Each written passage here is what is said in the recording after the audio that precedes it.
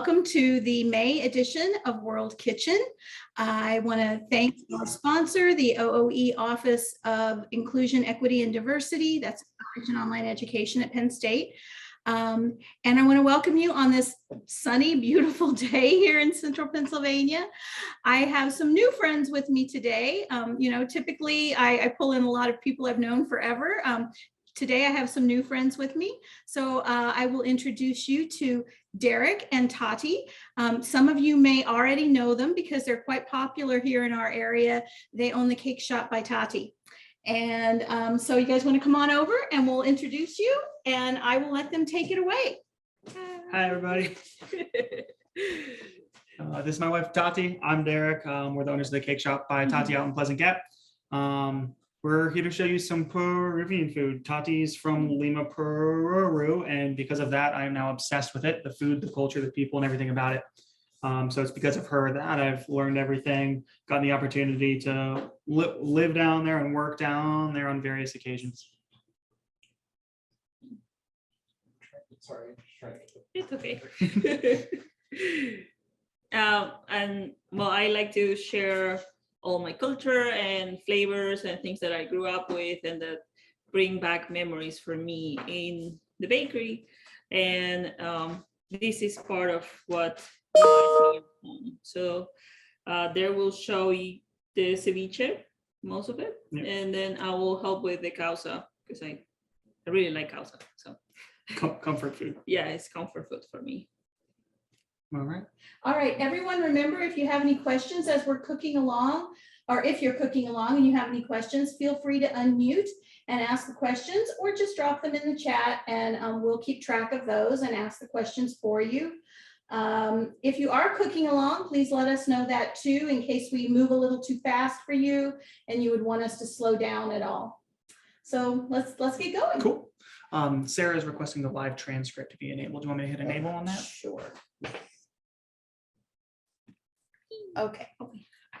Fair warning, I have a tendency to talk fast and I have a stutter. So if I need to slow down at all or repeat anything, please just let me know, reach out, send a message or unmute. So we're going to start with the ceviche. I'm going to go through kind of the ingredients, what we're going through first and all that. So to start off, the leche de tigre, which is the majority of the portion of a ceviche, is the broth that it's all soaked in or marinated in. And to that, you can add whatever sort of fish you're looking for, whereas in Peru, it's typically some sort of white fish.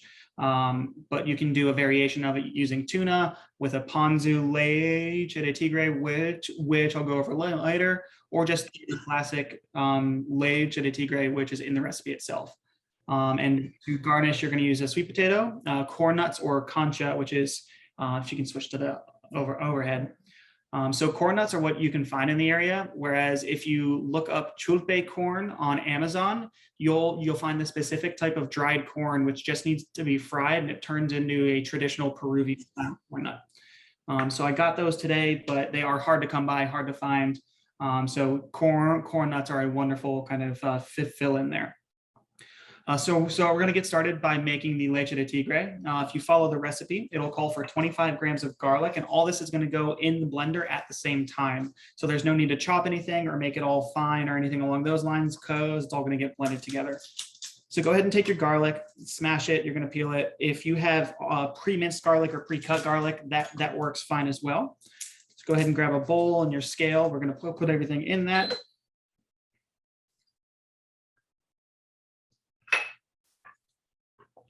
The reason that this recipe in particular has weights is because it is a Latin American recipe, and they typically do not use cups and all that. It's a metric system. And it is also much more standardized by using weights. Any recipe that we make at the bakery or use otherwise, we tend to convert it to weights and grams just because it's consistent. There's no overfilling of cup measurement or pitcher or anything along those sorts.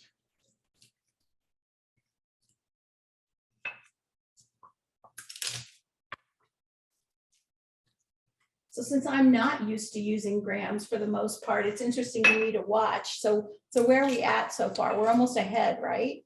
almost ahead. Right now I'm at 18 grams. Okay. So it's generally about a head for 25 grams, and depending on the size too. You find the larger heads at Wegmans or something along those lines, and generally speaking, they'll be quite a bit bigger. Okay. So that's just where the weight comes in. If you use just words like one head or one stock or something, a lot of times it can just be misconstrued or differentiate in size and amount. Next up is the we're going to skip the fish stock and go with all these solid ingredients. So we're going to do the garlic, the celery, red onion, salt, MSG, ají amarillo, so the cilantro stems, and ginger. So next up is going to be the red onion. Majority of recipes in Peruvian culture don't use the center of the red onion because it's quite a bit more pungent, and a lot of times the onion itself is used raw. So you're going to cut it in half or quarter wherever you can take out the core. You're going to go about 3 or 4 layers in and remove that center portion. The outside portion is what's going to get used in the leche de tigre. And we need only 30 grams, so it's not going to be too much. It's only maybe a quarter of that section, or a quarter of that onion. Anything that's left over can be saved for later, can be used to in future cooking, be used to cook the chicken for the causa a little later, and you can use it to kind of make a chicken soup once the chicken itself is cooked. After the red onion, we're going to go with the celery, just a stalk of celery. It doesn't have to be cut small or anything. Just go ahead and break it down so it fits in the blender. We need 30 grams of that.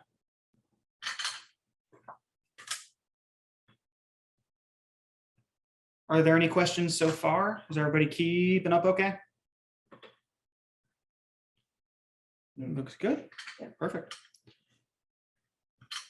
After the celery, we're going to go into the ají amarillo. This is the brand I found on Amazon. This is one of my favorites. It's organic. It is the typical kind of ají amarillo that you find, although it does have a little bit of heat to it.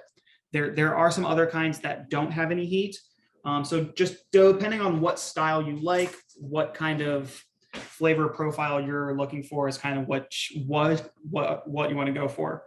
The peppers themselves are quite universal. They can be used in a lot of different things, in marinades, salad dressings. The pepper itself is quite floral or fruity, as opposed to a jalapeno, which is quite vegetal. I like to compare the level of heat to a jalapeno. It's not super spicy. It's not a lot or intense. After the ají amarillo, let's go ahead and do the 8 grams of cilantro stems and reserve the leaves for garnish or for mixing it together afterwards. So cilantro stems a lot of times get thrown out or not used in restaurant kitchens or home kitchens as well, but they offer just the same amount of flavor, if not more, as the leaves themselves.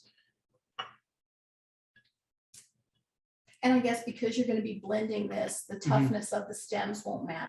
Not at all. It's going to be blended and strained afterwards. Great. Next up is going to be the ginger.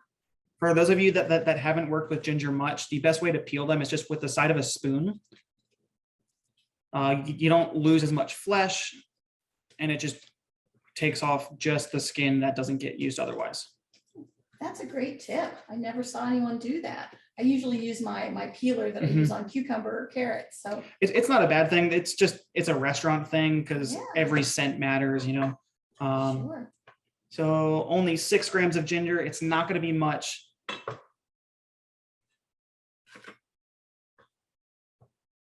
So for those of you who can't see exactly, I'm not sure what you can see, you know, we have a food scale there that Derek has a bowl in that he's adding this to, and he's just hitting tare between each addition, so he can, instead of having to measure everything separately. Exactly.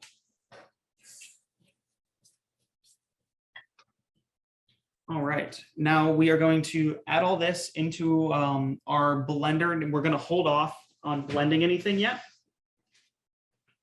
So go ahead and grab your blender, put all the solids in there, and then we'll continue to weigh out everything else.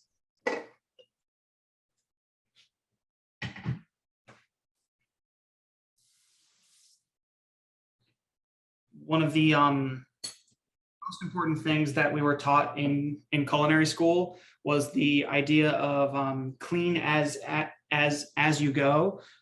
So whether it's home or in a restaurant or anywhere else, maintaining your cleanliness is just as important as getting everything done. So we're going to go ahead and break down our fish now because we do need a little bit of that meat to blend with the leche de tigre.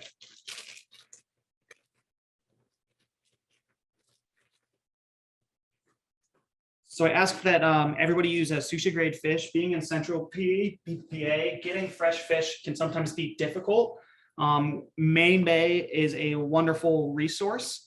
And they do offer sushi grade fish, but a lot of times it has to be called ahead of time. It's just important to have the freshest quality fish when having it being eaten almost raw, marinated. So the snapper itself is skin on. We're going to go ahead and peel that off. It's super easy. I mean, before you do that, you want to run your finger down the center of the fillet itself. Make sure there's no pin bones. You can use any sort of tweezers just to remove those. I don't feel any, so we are good to go. Start harding at the tail end. Go about 1/4 of an inch in, and slowly slide your knife down until it hits the skin. The skin itself will be quite tough, so you shouldn't cut through it. Maintaining about a 45-degree angle.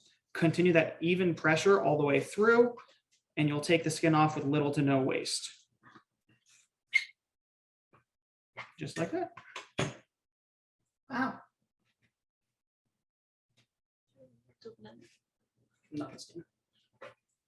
So the thicker portion of the fish itself is what we're going to use on the ceviche. That's where you're going to get the nice cubes. Any bloodline or any sort of darker meat tainted with blood just has kind of an irony taste to it. So I tend to cut that off and use that or not use it. You want to cut your cubes about 1/2 inch by 1/2 inch, judging by the thickness of the fish itself. So we'll go ahead and cut it into strips, and then we're going to dice it. Even side, tuck your knuckles underneath. That way you don't cut your fingers, because that's never a good thing. One of my favorite fishes to use for this recipe is fluke, because the flesh is so mild. The texture is great whenever it's used in that manner.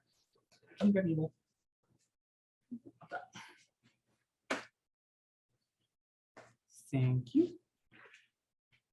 And if you look at the recipe again as well, it'll ask for 40 to 40 grams of white fish or flesh, which is going to get blended into the leche de tigre as well. So that's where the tail end of the fillet is going to come in handy. Go ahead and tear out your scale. Drop a couple chunks of fish in there until you get to 440 grams, and whatever's left can also be used in the ceviche itself.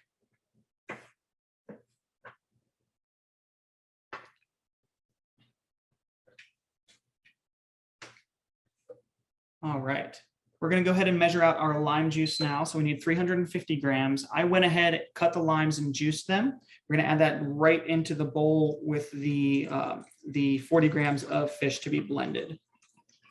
And this did take about 14, 15 limes, I think. About. Sarah says she's getting so many ahas. Spices, tear on the scale to measure fish, and never knew the inside of an onion was stronger. Thank you. So the reason that your eyes cry whenever cutting an onion is generally because you cut into the root or the core of the onion. It's just so much stronger, essentially. So there's a topping for a lot of Peruvian dishes called salsa criolla, which is essentially sliced red onion with ají amarillo or ají lima or some sort of chili, cilantro, and lime juice. Real simple, but that same sort of concept. You use the outer side of the onion because it's a little bit more easier to handle whenever it's raw. Now to the bowl where we have the lime juice, we're going to go ahead and measure out our MSG and salt just right into there, so it all ends up into the blender as well. What's the purpose of the MSG? MSG is used a lot all over the world. All it is, it's a derivative of seaweed. It just adds this level of savoriness to a dish. So it doesn't add any salt, doesn't take anything away from it. All it is just makes your mouth water, essentially. There is a question from Sarah. You do not have to use the MSG. You just might need to alter the amount of salt in the final dish. So whenever we blend everything, strain it and dilute it with ice, we're going to taste it throughout, and you can adjust the seasoning then. You can go ahead and add the 20 grams of salt to the lime juice as well.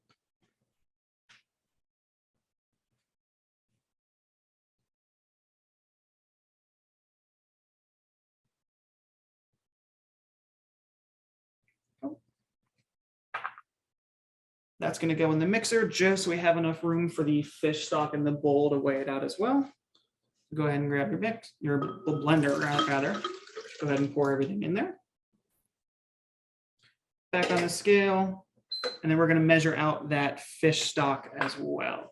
The fish stock you can make at home. It's super easy.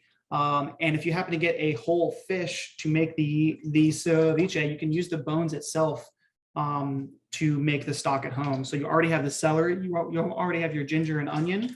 So you put all the scraps from everything that you would otherwise use in the leche de tigre to make a fish stock from scratch. Just make sure that the stock is not salted or low salt. All right, 350 grams of fish stock. That can go right in the blender as well.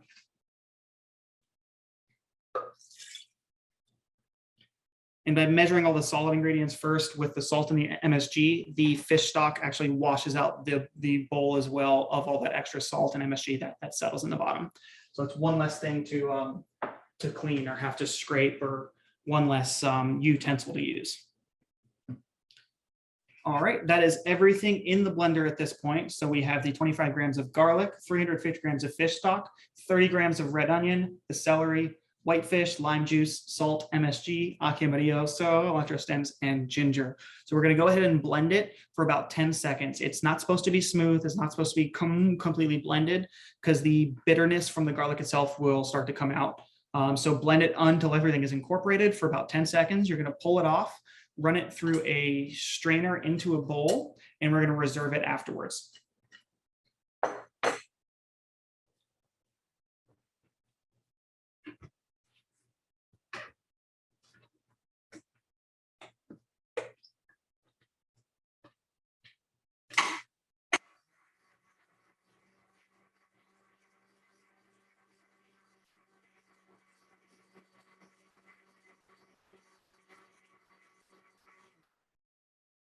Just as quick as that, you will still see some chunks in the, but that's perfectly fine. That's not an issue.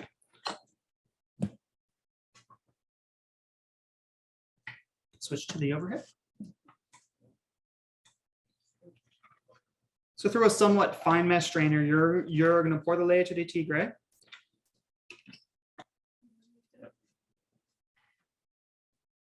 Just give it a little tap to get all the juice out of there. You don't want to push anything through. All that stuff that's left over is just to add flavor to the lime juice and the broth itself. You don't want all that floating around in your ceviche.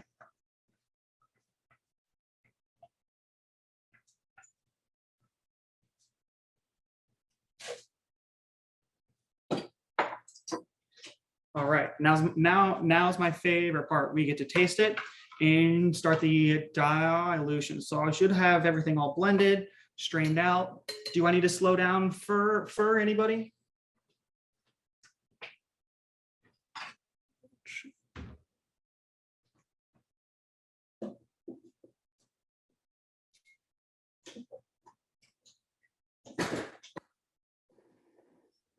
As a reminder, if you want to ask a question in the chat, be sure to put it into the everyone section so that we can see it for the ones that are watching the chat.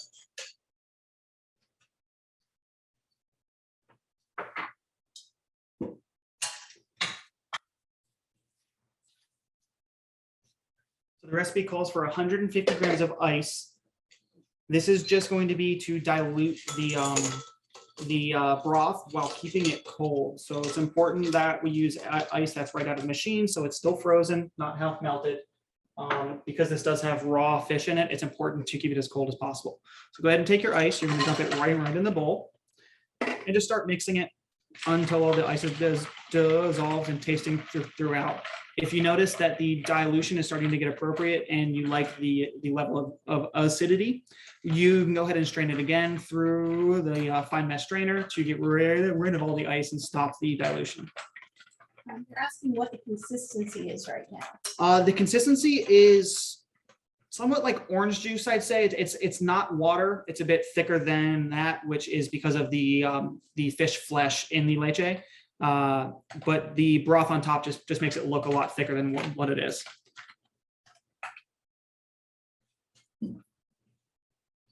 Pretty close already.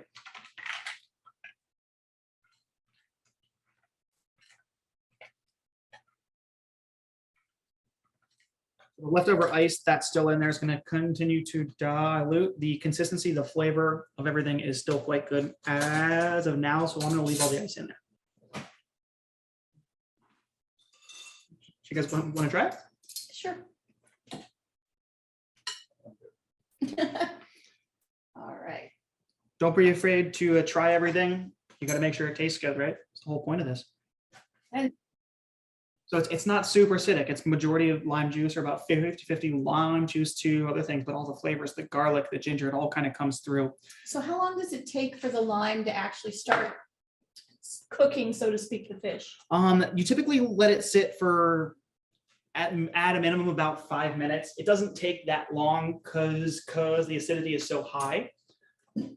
So we're gonna go ahead and kind of oh, I did forget to mention the cilantro leaves that we saved from earlier from the stems are going to be mixed in with the fish. So you can go ahead and take those leaves. We're going to mince them up nice and fine. Don't be too worried about there being any stems in there. It's just some added crunch. I have even used fresh coriander in a ceviche before. It also adds a nice crunch. It is it's the seed from a cilantro plant. So if you grow any cilantro at home and you let it go to flower, you'll start to see a bunch of those cilantro seeds or coriander start to pop up. So to our bowl of fish, we're going to go ahead and add that cilantro. You can do it to taste. I'm a big fan of cilantro, so I like a lot in there. I know that Tati is too. So go ahead and add the cilantro into that. Make sure your station is fairly clean. I'm going to give this a quick rinse.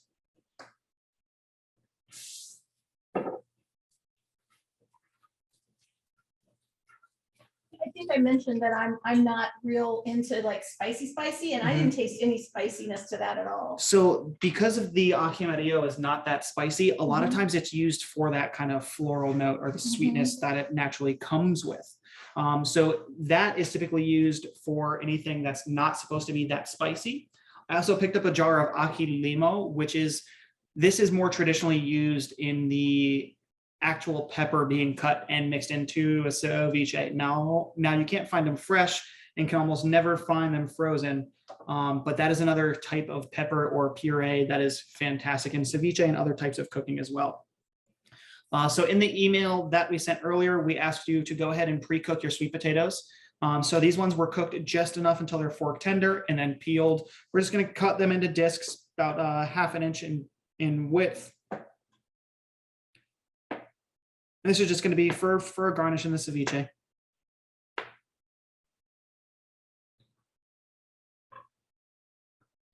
All right, we're going to take our bowl of fish. We're going to add as much of the leche as it takes to cover.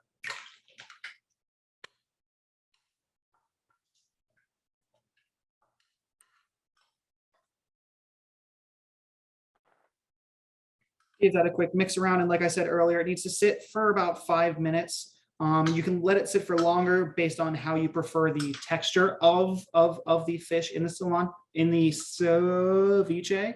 I prefer the less the better. So 5 minutes, or I would even eat it right now. You can go ahead and take your sweet potato, layer it on the inside of the bowl as it's sitting in the broth. And then take those corn nuts, and we're going to garnish with that as well. One thing I like about Peruvian food general is a lot of times it has all the consistencies and flavors. It's sweet, salty, spicy, acidic, crunchy, soft, all at the same time. So we're going to take your corn nuts, or in this case, the canchita, and just a little sprinkle on top. And it's as simple as that. Good to go. Now, what I mentioned earlier is you can take any other sort of fish and do the same sort of thing with this base of the leche de tigre. To that, you can add ponzu, you can add other sort of hot sauces, you can do gochujang mixed in there as well, and use a different type of fish for a different flavor or profile. One of my favorites at the Peruvian restaurant I worked at in New York City was a tuna tiradito or tuna ceviche with a ponzu leche with walnuts and persimmon. It was a little bit on the sweeter side versus the salty, savory, and acidic side, which made it kind of interesting and exciting. They've also done ones with yuzu and poppy seed and some other ingredients as well. So it's an opportunity to kind of take this base recipe, run with it, do some different fun things and flavors. You are more than welcome to shoot us a message also on Instagram or Facebook, and I'll be happy to answer any questions in regards to what flavors work, what don't, what the kind of method I would go about doing for those other dishes. So they're asking, how exactly would you serve this? Just as it is, like that's one serving? So this is just the super classic serving of a ceviche. I would say that amount of fish, one fillet or 3/4 of a fillet of fish, is a perfect serving for 1 to 2. It's quite acidic. It can be quite filling. The leche de tigre, or the broth, can last 2 to 3 days in the fridge. Therefore, thank you. You are more than welcome to use it more than once. Although after 3 days or so, I would get rid of it just because of the raw fish that's in there. Although all of the bacteria and germs or whatever are cooked off or killed with the acidity from the lime juice. One thing I thought was interesting is the history of ceviche. It kind of came about after the Japanese migrated to Peru after World War II. Japanese fled to South America, and they landed in Lima or just in Peru in general. And a lot of the Nikkei culture and food, which is the Japanese and Peruvian culture, is derivative of the Japanese immigration. And that's one of my favorite styles of Peruvian food, is that Nikkei kind of fusion. All right, so that's that. Did you want to try it all together? Why don't we wait and do it? Sounds good to me. Yeah, we'll let the causa happen now. The causa. Okay. Causa. Causa. Let me wash these really quick. This is great to know. So, so we can keep the fat and do Yep. some more. Exactly. Yeah. Awesome. Then get more fish. I saw that you have soy sauce down there too. You can Yeah. add a dash of soy sauce to it, a Nice. little bit of brown sugar, maybe some more ginger, and you can use that with the tuna or something along those lines as Okay. well. All right. It's an awesome summer dish, especially because it's like it's cold, it's fresh. Do I have any fans of micheladas in the group here? It's beer with some sort of Tabasco or chili or something and lime juice. One of my favorites is any sort of lager or lighter beer with a little shot of the leche de tigre or the base of the ceviche. It also works well as kind of a Peruvian version of a pickleback, but instead of the whiskey, you use mezcal or tequila or pisco or Peruvian pisco grappa. So it offers a lot of opportunity. It's great for just drinking straight too. Just like a little shot of it will wake you up in the morning. It's said to cure hangovers as well. So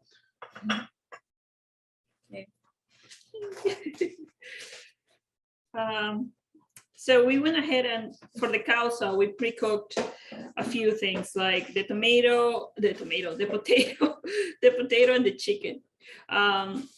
So in my house, it was always like, if you're using something, like for example, to cook the chicken, I will use celery and carrots. And then once you take the chicken out, you will use it for causa, something else, and then you can use the broth for making chicken soup. But you can also just cook the chicken with water and salt. I'm just used to basically getting another dish from something that I like, no waste. So I cook it. Can you switch it to these? Oh. So we cook it.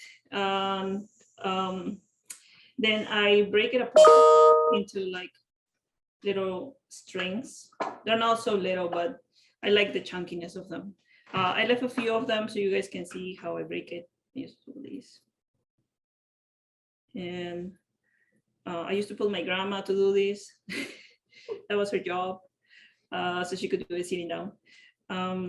And if you do a bunch of chicken, you can freeze it and then you can use it another day. You can fry it. Chicken is good for making different dishes, really. Okay, so once you have done, like, cooked your chicken, is cool, and you broke it apart, you have your potatoes. They're right here. They are also cooked to fork tender, and then I peel them. So they were cooked with the skin on, and then we peel them, and then we are using a potato ricer, but you can also use a fork, or you can use a potato masher, right? Is it important to use, I noticed in the recipe, it was the yellow potatoes. Is that what's traditional? I mean, here we have a lot of white potatoes. In Yellow Peru, we sauce. have like 2,000 potatoes. Okay. So we use different types. In my house, for example, it used to be like yellow potatoes were a little more expensive, but yeah, you also want the color of it. So we would use most half and half, like a white potato and this potato, and that way you have like a mix and it's not so expensive. But yeah, yellow potatoes are good for the texture. Because it's like starchy and not so watery, and also not super dry. They're not quite as starchy as an Idaho potato, which is quite important. Those end up getting real gluey and kind of lumpy, and that's not the kind of texture you're looking for. You want a silky kind of puree. Okay, so these, when I purchased them this week, they were called butter potatoes. Okay. Those are perfect. Closest thing that you can find to yellow potato. The potato ricer, we looked all over town to find them. The only place that we could was at Kitchen Caboodle in downtown. So if you did want the exact one, makes your life a lot easier. And that is the only place to find them. Yeah. And I have always, like, I grew up with this machine. I had it, I think my grandma had it, or her mom had it. It was an old one. And my dad this will be my dad's job, to squeeze the potatoes, because it was so many potatoes for a big family, because we make a big causa. Okay, so then you have your puree or your potatoes all mashed up. If you press them, they form like a little ball, like they get together. So there is a little bit of moisture, which is nice. So this is your base. Then you use the ají amarillo. Let me get a spoon.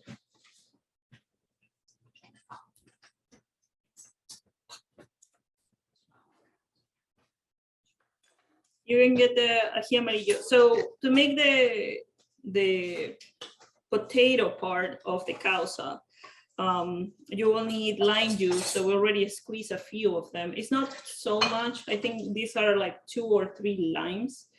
The ají amarillo is also to give a little bit of heat and some flavor. This is like our cuisine base. Like, we use it for almost everything. Then salt. We don't use pepper. Salt and oil, a little bit of oil.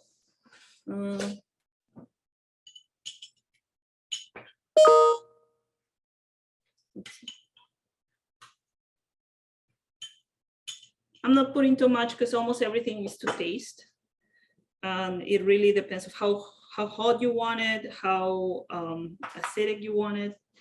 You add this while I mix it. And then you have to use your hands, or at least that's how I learned. So yeah, that's it. Start with about the juice of 1 lime. You don't need to start with too much, because you can always add more, but you can never take it back out. So if you see, the ricer will let you have like a very, very silky puree, no chunks, no nothing. So that's what you want, because this is very silky and very like smooth in your mouth. And can I have a spoon? Yeah.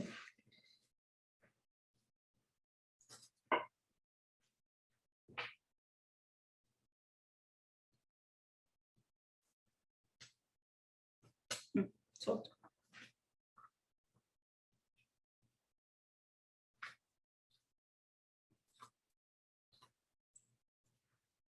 So people are saying it's really interesting to learn the history of the fusion of the food. Mhm. It's nice, they can almost smell it. Someone's saying that they keep the skin on, they hate peeling potatoes, but it won't be silky. If the potatoes are cooked in their skin, once they're fully cooked, it's just as easy as using a towel or even your hand and just pulling the skin away. You don't really have to use a peeler. It's a lot easier after they're cooked than beforehand. That being said, it's not necessarily a wrong way to leave it on. It's just for the sake of texture. I'm just putting a little bit more of the yellow, the ají amarillo. I probably didn't put more than 2 tablespoons for the 8 potatoes that we made. This is very like not so many measurements. It's more like what tastes good for you. So for me, I think this would be the best.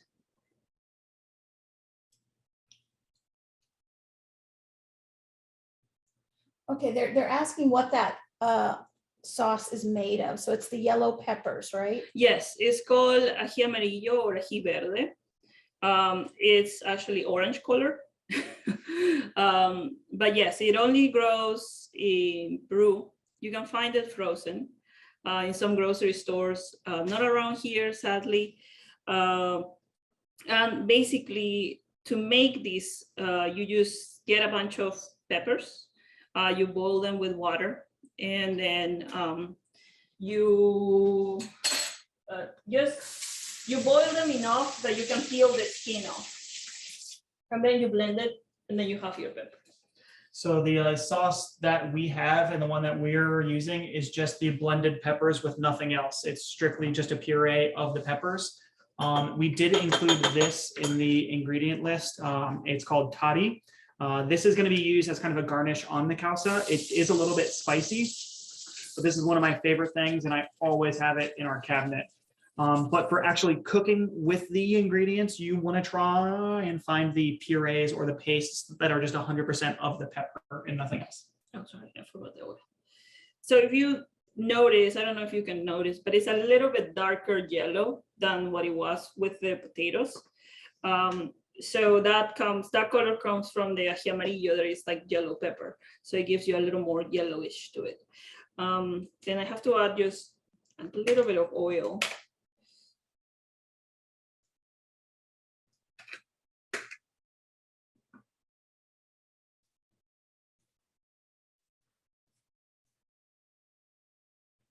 So essentially, this is kind of a casserole, right? Yeah, I think it's similar to a shepherd's pie, but this is cold. Mhm. And you can fill it up with chicken, the chicken salad or tuna salad, or you can just make it with tomatoes and avocados and make it like just fully vegetable. But yeah, it's a very nice variety, a very different way of eating it. And you could also, what's the name? Oh, I forgot, I'm sorry. Okay, after these, we can make the chicken salad. Okay, can you pass me another Someone one? asking, you said very little oil or half cup oil? No, very little oil. I don't put too much. Another one. Yeah, there was half a cup in the recipe, but it seems like we didn't use that much. No, I probably used like 2 tablespoons, no more than that. It really depends on how your potatoes are. Like if your potatoes are like they're not as like the ones that I think I lost one. Oh, Um, You can fix that. Okay. okay. Got it? Well, it's the wrong orientation though. Sorry. Just fix that. Sorry, we had some technical difficulties here. Yeah, Just resetting the camera. There we go. We'll cut that out.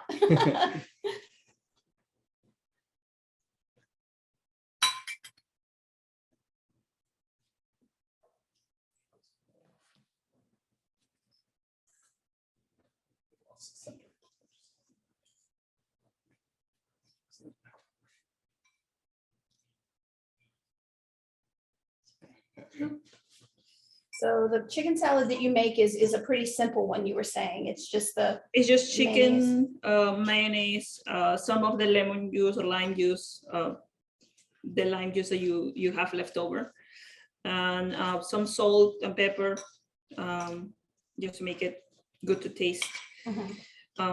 Yeah, so it's not like too much work to this. It's just very simple because you have all the stuff going on, like the tomatoes and the avocado and then the potato.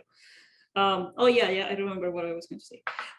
Sometimes like when you don't have the filling, we do little balls and then you can eat those too as like a order type of dish, so a little bite. Like a hand roll or Uh-huh. sushi kind of. oh, okay. Yeah, it's very dynamic.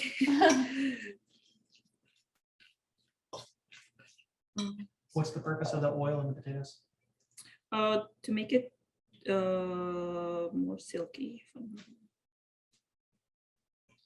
So the oil's more for the texture than Yeah. the flavor. Yeah, the oil doesn't add any flavor. The only thing that adds flavor will be the ají amarillo and the lime juice. Then everything else is more for the texture. Okay, I need to taste this. A quick kind of chicken salad that works well for this also. You can buy rotisserie chicken from any grocery store. You pick it the same way, mix it with mayo, some pecans, and maybe add something a little sweet in there as well, some golden raisins or craisins even, and that would be a fun kind of variation on a filling for the causa. Mhm.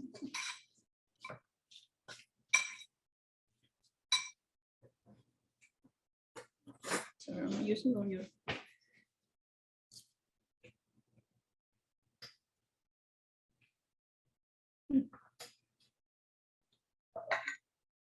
I like the lime juice in everything. I think, it brightens up any kind of dish you're making.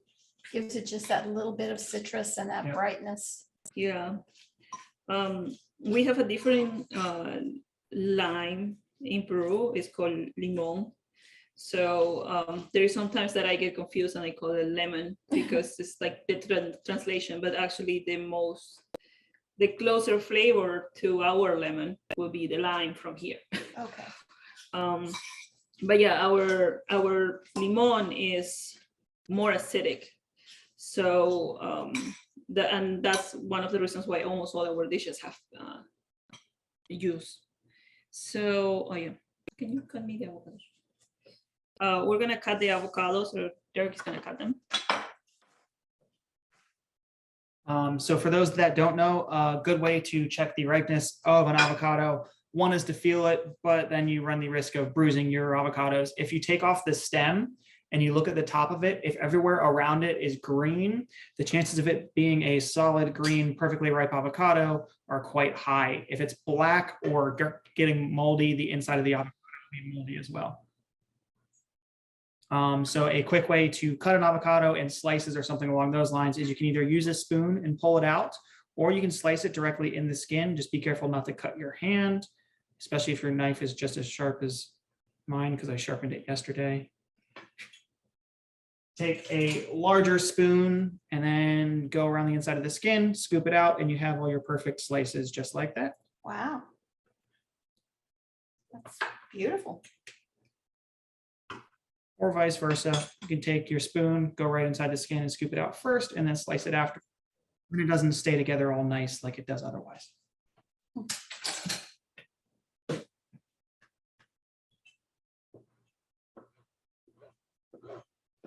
Make sure you're tucking your knuckles so you don't cut the tips of your fingers. Real important. You slide the knife up like that. You want me to cut the tomato as well? Mhm. And along with the avocado, we're gonna go ahead and cut some tomato. Same thing, just in some quick slices. About 1/8 of an inch thick, no more than 1/4 of an inch thick. So we have a, large variety of tomatoes available to us and even more coming in as the summer progresses. What's your favorite tomato for a dish like this? I know that you like the Roma tomatoes just because they're easy, they're consistent in size. But for something like this, it doesn't really matter. Whatever you have. I mean, heirloom tomatoes of course are fantastic. One of my favorites personally is the yellow heirlooms or purple Cherokees because they tend to be a little bit sweeter. That's just my personal preference though. Okay, and then basically this is all the prep that you do. Like you get the potato, you get the chicken salad, and then you have your avocado and your tomato already cut. Now, thank you. Sorry. This dish for today, we're gonna use this plate. Kind of a loaf pan. Yeah. It is usually what we use. In my house, we use like a rectangular one because we do like a big one. But yeah, if you're doing it for this amount, I think this will be enough for this size, or even a square 8x8. If you don't have a pan, you can also just do it directly in the plate because it's like so malleable that you can just like press it in your hand, put it down, fill it up, do the other press in your hand and put it on top. So then you have like a little sandwich of potato. But yeah, so you're gonna grab this and cut it basically in half. I think that will be half. And you're gonna put it in, you're just gonna press it in.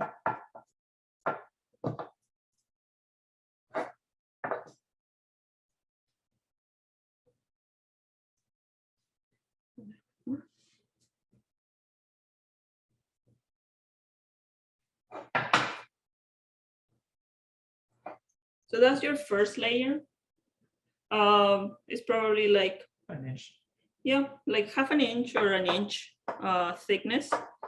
And then we're gonna put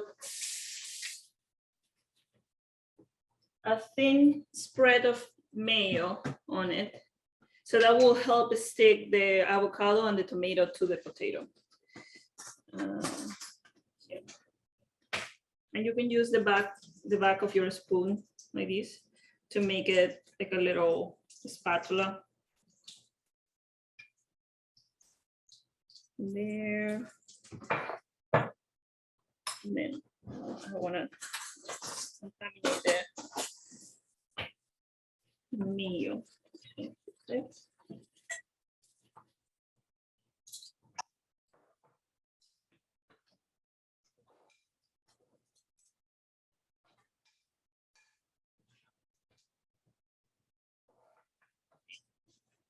So then we have the potato, a thin spread of mayonnaise or mayonesa, whatever you find in your grocery store. The tomato slices, we're gonna place them. There is no specific order. It could be the avocado and then the tomato, or the tomato and then the avocado. You said the mayonesa. Is there any way to find that around? I think Hellmann's has a mayonesa. And what's the difference? It has a little bit of lime juice too. Mayonesa is made with lime juice, so Okay. it has a little touch of acidic. And I like to put salt on the tomatoes. For me, I feel like it releases a little bit more of the flavor of it. So I just sprinkle a little bit of salt on this. Then now we're gonna place the avocados. I have found that the best avocados that you can find that are already ripe are at Sam's Club, as well as their mangoes. Their mangoes are surprisingly tasty. Almost always ripe. Mm. So if you happen to get avocados that are not ripe, what's your best way to get them to ripen? Put them in a paper bag for a couple days. Okay. If you want to make it go really fast, you put it in there with a banana.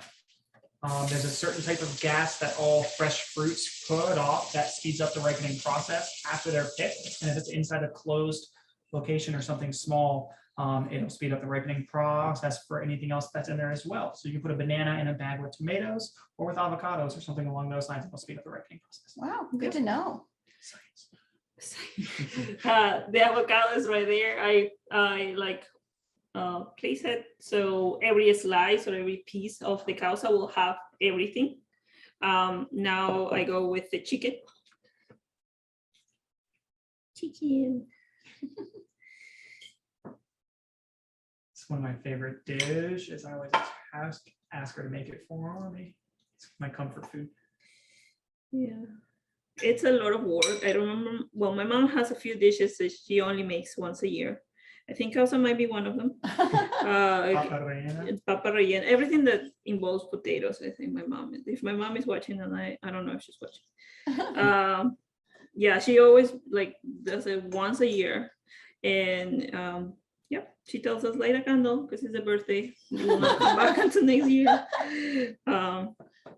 But yeah, I learned all my cooking and everything from my mom and my grandma. Both of my grandmas are like great cooks, and yeah, and the one that I live with, that was my mom, she taught me everything. Like, she cooked so good. Like, her ceviche was amazing.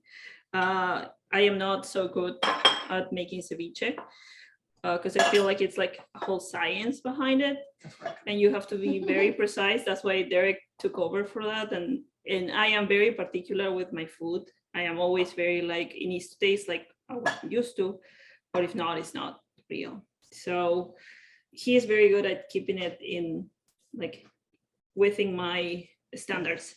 So then you use the second part of the potato, and we're gonna mash it so it just becomes like a little sandwich.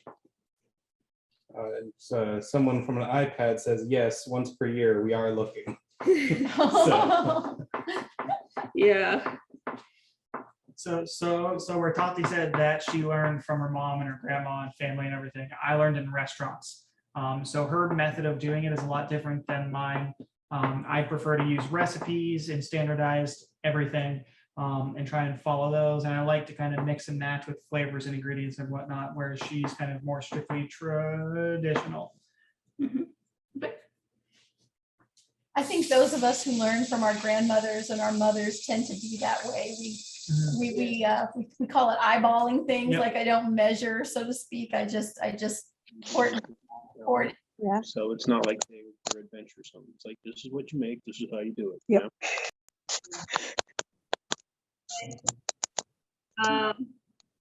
Okay, so this is like, I press my potatoes on it. I don't know if you can see it. And then I try to like smooth it out. So if you see the texture is like, that's what I mean with silky, it just gets very nice. There is no lumps, there's no chunkies of potato. And then for garnish, Would you want to put it on a plate first? oh yes.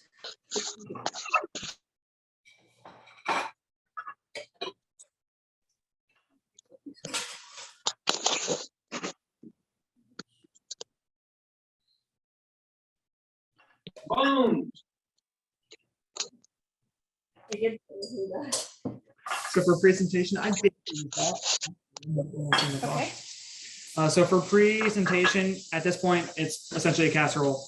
So what we'll do is we'll go ahead and cut it into portions and pull it out. That's another reason that there's oil in the potatoes, is because it does get put in a mold. So the oil can help release it from the sides, keep it from sticking, keep it from sticking to your hands as well. So pull it out per portion. I mean, it's just going to be a sandwich essentially. It's not the prettiest thing, but this is what is delicious. It's great for springtime and summertime because you can do a big order or a big portion of it. And to that, we'll go ahead and add our hard-boiled egg, just resting right on top. Don't cut yourself. Add the hard-boiled egg. We'll add a few olives, and then any sort of sauce. You can do more of the mayonnaise. You can do some of the ají amarillo, some cilantro in there as well.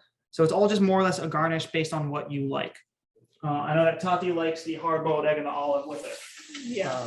Someone's asking, does refrigeration help, or is it okay to chill it? Yes, Absolutely. yes, actually that will be even better because it will be easier to release than freshly made. So if you put it in the fridge for like an hour or 2 hours, 3 hours, it will be better for you to be able to cut it. It will hold the shape much better than right now, but you can eat it right away too. And it could last up to 3 days in the fridge. Always try to protect it with plastic wrap and things like that. But yeah, it's very fresh, it's very different. And Is this where you would use some of the sauce? yes, like you said, this is optional. If you want to have an extra like spiciness to it, you can add this. If you don't have this, you can add more mayo. I know there are like these. I like it.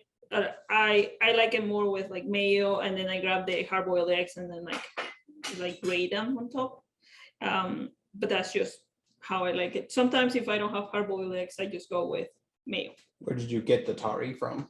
I think this one was from Amazon, but Yeah. there is also Latin American online stores like I think it's Latino Foods or Amigo Foods, things like that you can also find them. And then I know that like I was telling you earlier, there is a few supermarkets in New York City that is the only place that I have been before that has they carry these, they carry the same brand but in mayo, like all the Peruvian peppers, all of that. That grocery store is called Food Bazaar. Okay, we will get out both of our dishes here. At this point, the ceviche you will see has started to get a little bit opaque in color. That's essentially the acid breaking down the proteins in the fish and cooking it, for lack of a better term. So at this point, you can go ahead and dig in. Let us know how everything is. I'll let you go first. Okay, First let time trying me it, please. grab a little dish here or something to try. So we're happy to answer any questions or give any advice on other dishes that you guys have questions about or have read about or seen. Just shoot us a message on Instagram or Facebook. I do dinners at the bakery as well, which are centered around Peruvian food. And a lot of times I'll do some sort of fusion or do dishes that you can't really find anywhere else. Anticucho being one of my favorite is beef heart that's marinated in a aquipanca marinade with oregano, cumin, some other secret ingredients and everything as well, which is grilled to about a medium rare. And that's wonderful during the summertime as well, because of course it's grilling season. What is the best way to learn about your dinners? Do you have social media for it, or? We have a notification list or an email list. It's a little hard for us just to post it on the social media to alert everybody because it's getting so large now. So if you send us an email, I'd be happy to add you to the list and answer any questions you might have. How does ceviche? It's very, very good. Good. It's Not too very acidic? fresh. No, not too acidic at all. And I love the crunch of your corn nuts. Oh, yes. Those are amazing.